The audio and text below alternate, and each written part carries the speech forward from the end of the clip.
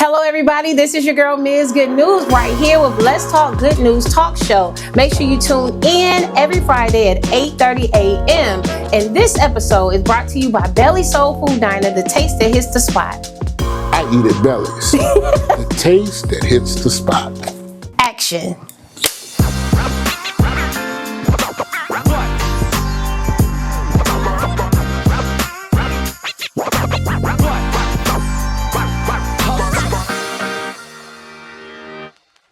What's up, my good people? This is your girl, Mz Good Newz, and we are back for the second part. Okay, Yeah. So we are back. So we have talked about the first part of your life where you were born, and foster care, and family, and military, Air Force, okay? Now, where are we walking at now? Now, well, you got to stay in the military for a little while. Okay. The military actually positioned me to do two things that I love to do very much.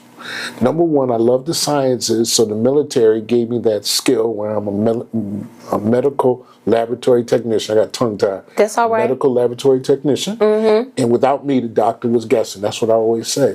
So in the military, I was trained to manage or to run a hospital laboratory. Okay. And so when I got out in March of 1989, I'm getting old. March 1989, I went to New Haven, Connecticut. I moved back. By that time, I was married to Jacqueline Davis, who you all know as Dr. Jacqueline Davis. I was married to her. And we moved back to New Haven, and I worked at a hospital where I really ran the laboratory at night with 3 other ladies. Mm-hmm. I was the one who we would rotate. I always wanted to be in blood bank so that when the traumas came in, accidents, gunshot wounds, stabbings, I was the guy in the blood bank making sure the products were compatible. I love working in hematology, on the cell counters, chemistry, on all of the instrumentation. Right. And I just loved it. And I did it for almost 10 years. Almost 10 years. But in the military, not only did I learn how to be a medical lab tech, I learned how to spin records. Let's you see me put the card down. Yeah. Okay, I may not know a lot about science, but we thank goodness for people like you that was in there with the lab. Yeah. But let's get into that music lab. Yeah. How did you get into that? So, what was the inspiration? Inspiration was I got into the business by default. Okay. So I was stationed with a guy named Charles Turner and another guy, I don't know his first, I just know his nickname. I don't know his his government name. Right. And we call him Doc Wu. I forgot his first name. And they had a crew, basically, that DJ'd at the NCO Club. Okay.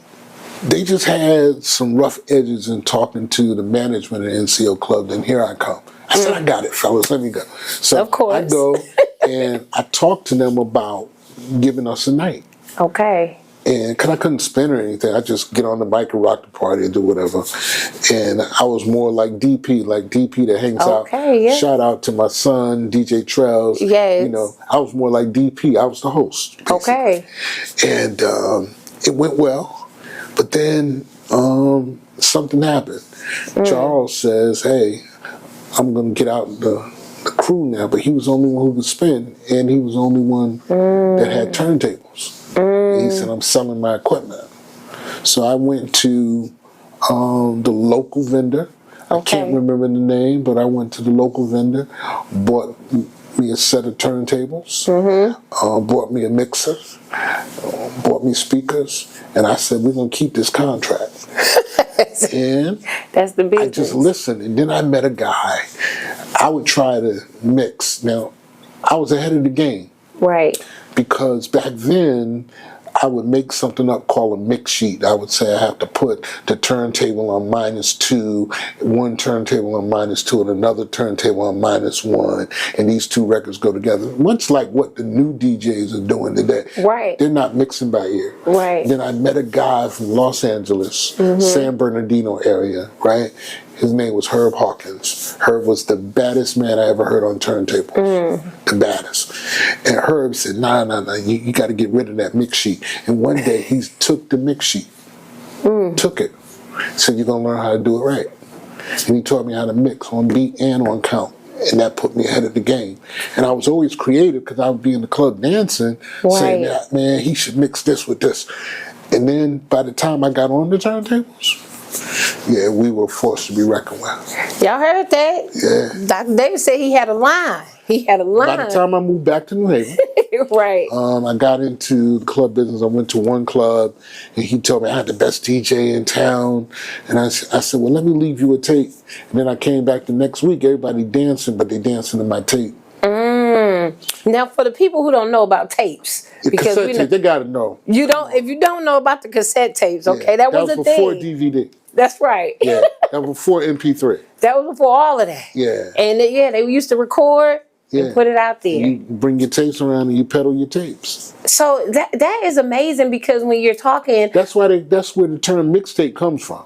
So you heard what he said. Mixtape. Mixtape. You do mixtape. You do your mixes and you put it on cassette tape. Mixtape. Then the industry says, oh, just a rapper just puts a lot of songs on the tape and they call it a mixtape. And call it. Yeah. See that?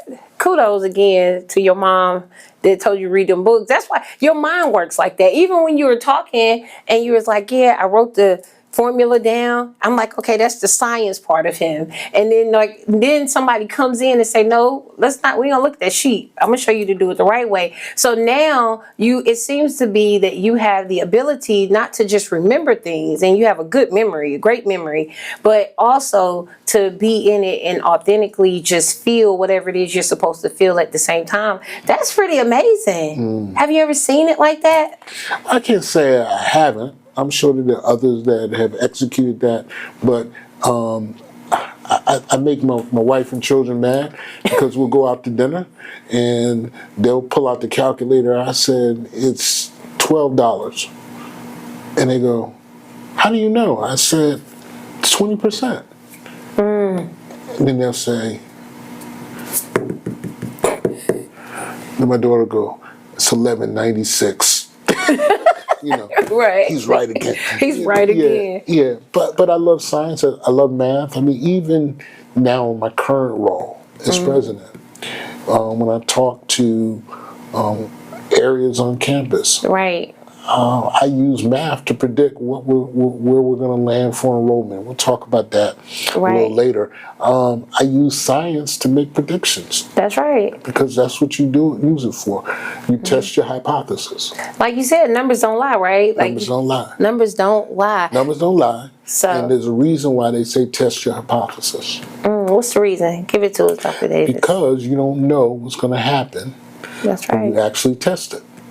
You don't know until you know. That's right. There you go.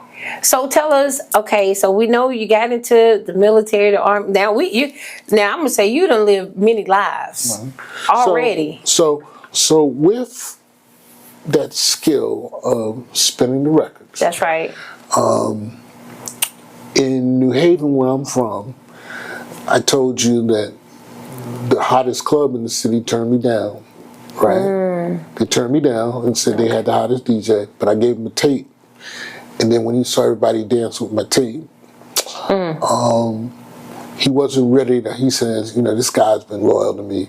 I admit you're a lot smoother and a lot better.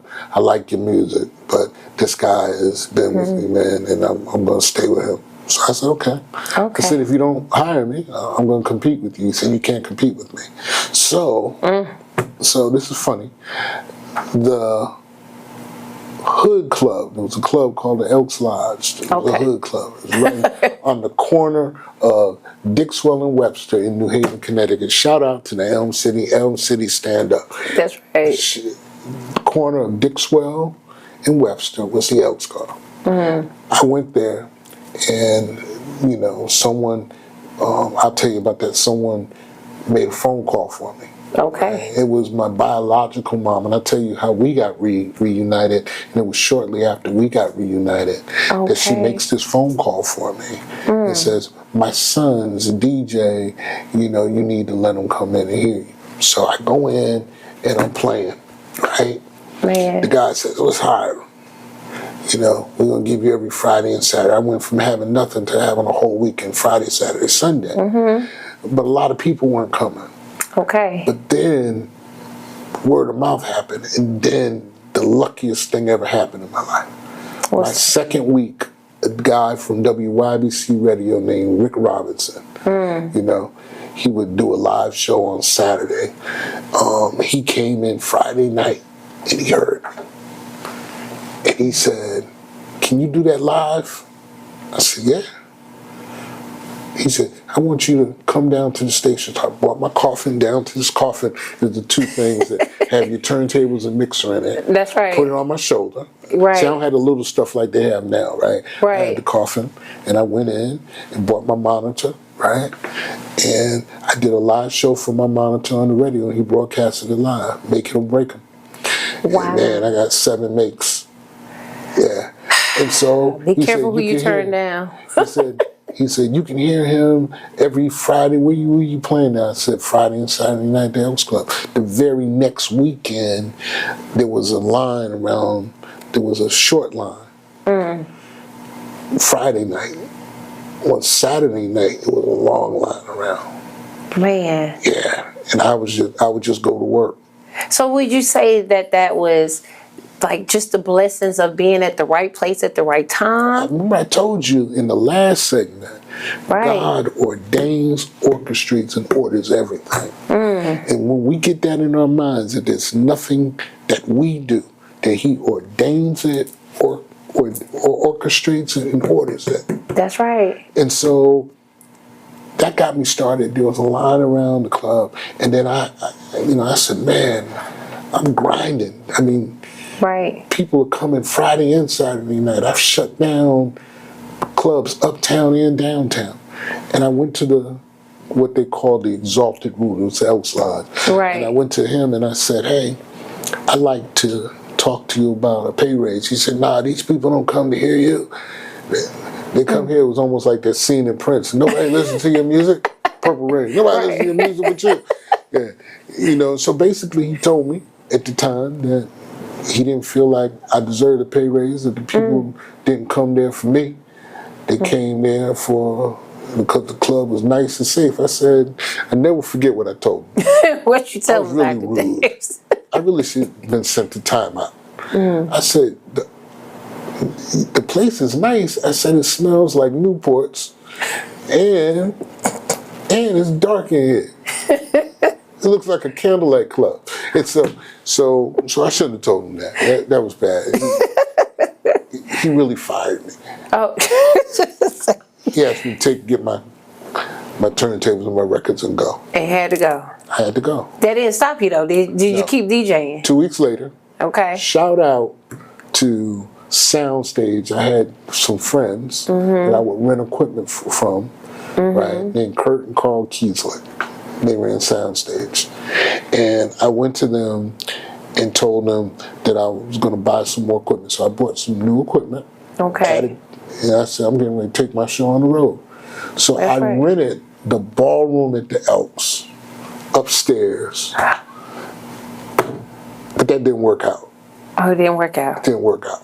I'm about to say, you shut them down. I tried to. The first night, I had a nice crowd. Right. But guess what happened? What happened? They wouldn't rent the top to me anymore. They put a gag on me. But that's when my relationship with Kurt and Carl, they introduced me to a guy named Jerry Demery. He owned a bar in the corner of Yale, which was on York Street. And he had just bought a club downtown, and it was empty. He couldn't pack it. And I went to him, talked to him, and said, I could pack it. He said, how are you going to pack it? I said, let me shut down. In July 4th weekend, I'm going to open up. Okay. And we're going to start Club Paradise at Fat Tuesdays. Yeah. We went in, painted a mural on the wall. It had all of the lights, the sound system. Right. And then we were the inventor of the day party. And just when we did that, right, we would do after work happy hour. And another club had started it. But, we kind of came in. Right. And perfected it because we had people that worked at the telephone company. That was major corporation. Right. Yale, the hospital would come after work, and we had an after work happy hour. So 5 to 9, but we would have a DJ come in. We would serve food, hot food. I mean, baked ziti, calamari. I mean, we had it, fried fish. I mean, we were doing it. And we would have a line around the corner every Friday and every Saturday, because Saturday we would do it, but then at 2 a.m. when you took all the liquor off the table, right, we would then serve breakfast from 2 to 4. So not only did I shut the diners down, I shut every club down. He knew what he was doing. Yeah, yeah. In the words of Eric B. and Rakim, I was paid in full. That's awesome. So what would you say, or how would you say, how important is networking? Because it seemed like, and kudos to you for being able to mention all of these people's names, because a lot of times in life, people don't even get recognized, even mentioned. And sometimes that's all they ever want is to just remember me, just remember my name. And you have sat here and rattled off, I don't know how many names. We're going to be tagging everybody in these videos, okay? But no, how do you feel networking play a part in you and just your success and growth? All right, I'm going to say this. I don't know if it's copywritten, but I'm going to take it. Okay. All right. Without a network, you have no net worth. That's right. Right. Mm-hmm. Because it's never what you know; it's who you know. Mm-hmm. Right. Mm-hmm. And who knows you. And who knows you. So that's why the network is important. So I spend a lot of time networking. That's beautiful. Yeah. That's beautiful. Mm-hmm. So with networking, how do we get to the beautiful place of ministry? Because I know you went to DJing and then... Well, first, before that, though, because I got to give you the bridge. Okay. Wanda Gibbs, my mother, my biological mom. Right. It was our coming together. We met. Mm-hmm. Or we got reunited. Okay. Right? Because I had an incident at the club. And when that incident happened, I would run my own operation. Okay. Where I would set up at different venues across the city, and I would just throw my own parties. Mm. It was good and easy money. Just, you know, paid my rental, didn't have to pay a DJ. I was the DJ, right? That's right. Paid my security and everything else I put in my pocket. So, so that was just my side hustle. One day when I was taking some of the equipment back, because we rent cocktail tables, the little small ones, right. And so I was taking it back, and I talked to my best friend. His name is Kevin Neesmith, right? Mm-hmm. And we were riding along, and I told him that I wanted to meet my mom. I told him that I tried to meet my mother the day before. One of my foster brothers figured out who my foster mother was, right. And he knew her, and he tried to do a blind set up, like a date. Okay, yeah. Mm-hmm. And so what he does is he takes me to Bethel AME Church, not AME Zion, but AME, and I sit there all afternoon and she never walks in. So the next day, I'm a little sad, downtrodden, and we go to Hill House High School, because I heard she was a principal, or one of the principals at Hill House High School, and my 8th grade gym teacher named Ben Hunter is now a principal and administrator at Hill House High School. And guess what? I told him my story, and he said, "You sit right here." And he goes out and he brings back the same lady that I saw when I walked in. See, I walk into the gymnasium, I walk into the hallway, right? And I ask for him. He comes, I tell him my story. And while I'm telling her my story, she walks by. She does a double take. She looks at me. Right. And I didn't think anything about it. I just knew she looked at me twice. Right. And went on about her business. 10 minutes later, she walked in. And he said, "I want to introduce you to your mother." And we're going to stop right here. Y'all have to log back in, okay? Y'all have to tune back in again on next Friday so you can get the full story of Dr. Davis, all right? We thank you so much for tuning in. This again is your girl, Mz Good Newz, and y'all are live right here with me on Let's Talk Good Newz. Let's Talk Good Newz. Hello, everyone. everybody. This is Mz Good Newz with Let's Talk Good Newz. This episode was brought to you by Symphony Media out of Salisbury, North Carolina.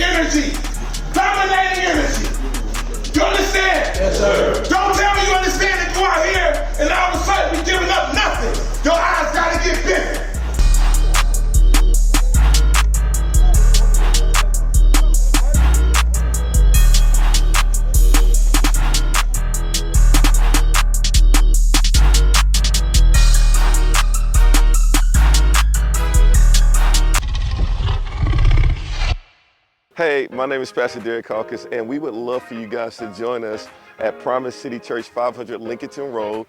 You can come 2 opportunities to worship with God, 9 a.m., 11:15 p.m. I promise you it's going to be an exceptional time, and we're so amazingly excited to partner with Mz Good Newz and to be a part of what God is doing in the city of Salisbury, North Carolina. Come check us out next Sunday, playing your business.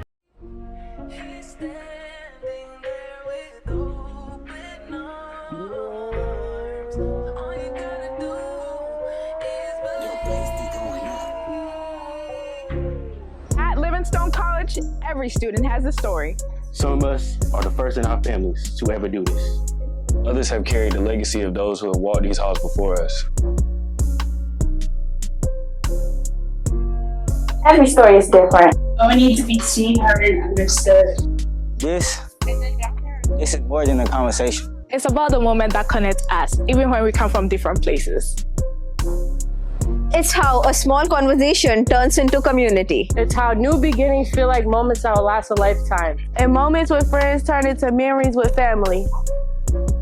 The little things that makes it feel like home, even if it's not where you started. I'm just getting started, but I already feel like I belong. Through real talk. It's about owning your truth and being proud of how far you've come. It is about learning how to lead while never forgetting what led us here. Through our hopes, our challenges, and our dreams. We're talking legacy. We're talking first gen. We're talking connection. This is first and foremost Where first steps and footsteps meet.